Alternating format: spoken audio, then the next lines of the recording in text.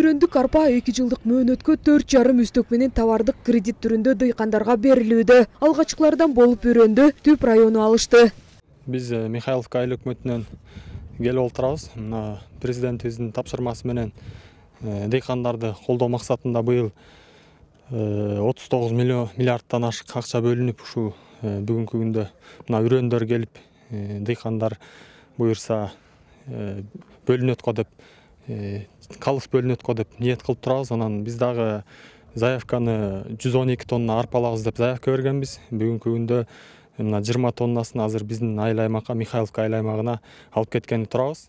Элиталык үйрөн эми айыл чарба өндүрүүчүлөрүнө лабораториялык анализден өткөрүлүп, сапаты текшерилет. Андан соң Ысык Көл облусунун дыйкандарына бөлүштүрүлүп таратылат. Биз бул Россиядан Федерациясынан келип аткан үрөндү буга чейинки Түп районунун барлык айыл өкмөттөрүнөн берилген заявканын негизинде дыйкандарга таратып беребиз. Биздин райондо берилген заявка жалпы үрөнгө 1500 тонна. Анын ичинен 1060 арпанын үрөнү, 500 тоннасы буудайга үрөн заявка берилген. Мына азыркы күнүбүз келип, бүгүнкү күнү балыкчыдан келген Россия Федерациясынын үрөндүн арпанын үрөнүн алып жатабыз.